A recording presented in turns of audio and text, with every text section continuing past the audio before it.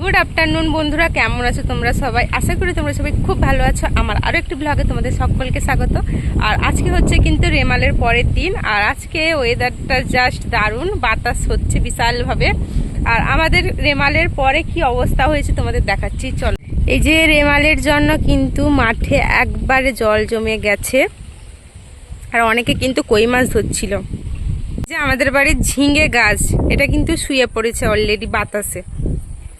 আমার খাওয়া দাওয়া কিন্তু হয়ে গেছে, কারণ বাড়িতে আজকে হয়েছে মাগুর মাছ, যেটা আমি খাই না। ওই জন্য কিন্তু আলাদা তরকারি রান্না করছিলাম, সয়াবিন তরকারি খেয়ে নিয়েছি। তো বাড়ির সবাই এখন খাচ্ছে, চলো দেখি।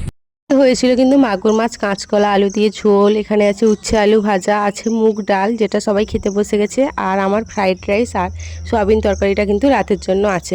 এখন কিন্তু পিসি, ভাই, বাপি সবাই কিন্তু খেতে বসে গেছে।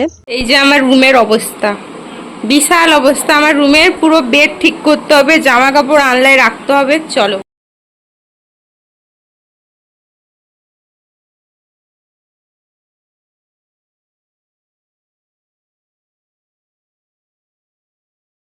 আমি এখন এলাম ঘাটে, এসে দেখি মা বাসন মাজছে।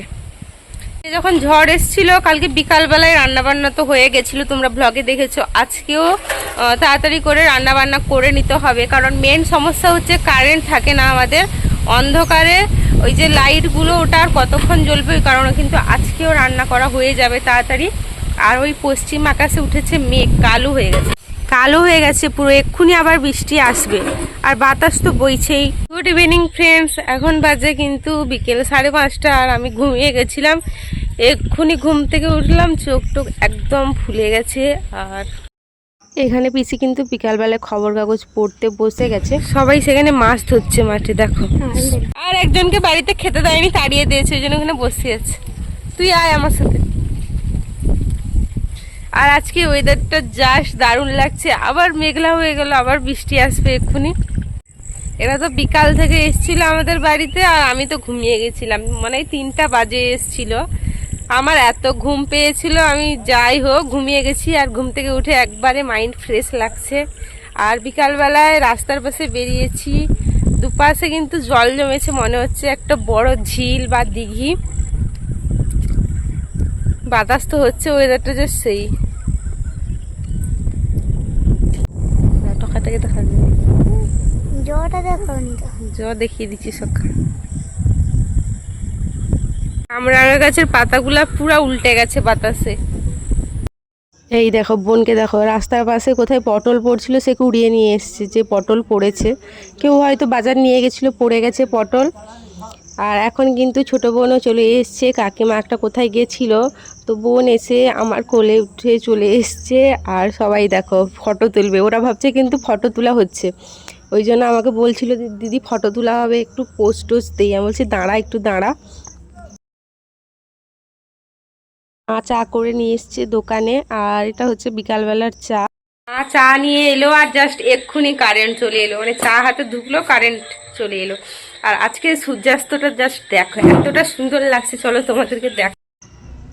আর আজকে সূর্যাস্তের ভিউটা জাস্ট দেখো, মনে হচ্ছে তো পুরো যেন পেন্টিং করা হয়েছে খাতায়। আর এতটা সিঁদুরে মেঘ আর আলো রিফ্লেকশান হচ্ছে জলে, মানে চোখ দুটো জুড়ে যাচ্ছিল। ফোনে অতটা উঠেছে কিনা বলতে পারবো না, কিন্তু মানে দারুণ লাগছিল। বিহারে পোকা জমেছে, গায়ে। আমি এখন চলে এসেছি রান্নাঘরে, রাতের জন্য কুমড়োর চপ করব। আর দুপুরে মাগুর মাছের তরকারি হয়েছিল, সেটা আছে কিনা বলতে পারছি না, যেহেতু আমি খাইনি, জানি না। আর রাতে কিন্তু কুমড়োর চপ হবে, ওই জন্য আমি এসেছি, আমি কুমড়োর চপটা ভাজবো। আর আমার তখন সয়াবিন তরকারিটা তো অল্প আছে, ভাই খেয়ে নেবে। আর আজকে বাড়িতে এতটা পোকা হয়েছে দেখো, আলো বন্ধ করে রাখা হয়েছে, পুরো ঘর অন্ধকার। আর রান্নাঘরে এলাম, মা কিন্তু দোকান থেকে এলো, এই যে কুমড়ো কেটে দিবে, আমি ভাজবো। এখন মা কিন্তু কুমড়ো কাটছে, আর কুমড়োটা বেশ অনেক দিন ধরে আনা ছিল, একদম নষ্ট হয়ে পচে গেছে। আর কুমড়োর চপ কাটার জন্য কিন্তু কুমড়োকে কিন্তু একদম পাতলা পাতলা করে কাটতে হয়। আমাদের এদিকে কুমড়োর চপ কিন্তু প্রচুর খাওয়া হয়। কার কার বাড়ির দিকে কুমড়োর চপ খাওয়া হয় কমেন্ট করে জানাবে যে কুমড়ো দিয়ে চপ হয়। আর এখন মার কিন্তু কুমড়োর চপগুলো কাটা হয়ে গেছে। আমি কিন্তু বেসনটা মাখিয়ে রেখে বড়াগুলো কিন্তু আমিই ভাজছিলাম কুমড়োর চপগুলো। আর দারুণ হয়েছিল, বেশ ভালোই ফুলেছিল কিন্তু চপগুলো। আর বৃষ্টির সন্ধ্যায় কুমড়োর চপ মুড়ি, কুমড়োর চপ দিয়ে ভাত খেতে যা দারুণ লাগে। এই যে আর কটা কুমড়োর চপ কিন্তু বাকি আছে। আর আজকে রাতে ছিল কুমড়োর চপ, ভাত, উচ্ছে আলু ভাজা ছিল, যেটা মা খাবে। রুটি হয়েছিল। এই যে মায়ের খাওয়ার স্টাইলটা দেখো, লঙ্কা পেঁয়াজ মাখা করবে জাস্ট, আর অল্প কিছু তরকারি ছিল, ওগুলো দিয়ে কিন্তু মা ভাত খাবে। এই যে শুধু পেঁয়াজ আর লঙ্কা দিয়ে কিন্তু একটা মাখছে, ওটা দিয়ে ভাত খাচ্ছে মা। আর আমার খাওয়ার স্টাইলটা দেখো, চপের মধ্যে মাকে বললাম একটু ভাত আর পেঁয়াজ ভরে দাও, ওইভাবে কিন্তু খাচ্ছিলাম। আর আমার না খিদা ছিল না, এই কারণে কিন্তু আমি ভাত মুড়ি কিছুই খাইনি, শুধুই চপ খাচ্ছিলাম। আর আজকের ভিডিওটা এই অবধি, কারণ দুপুর থেকে শুরু করেছিলাম। ভিডিওটা কিন্তু বেশি বড় হয়নি, অল্প বিস্তরই কয়েকদিন ধরে ভ্লগ হচ্ছে। আর কয়েকদিন ধরে দেখছি আমার ভ্লগে ভিউজ হচ্ছে না। তো ভিডিওটা এই অবধি, টাটা বাই।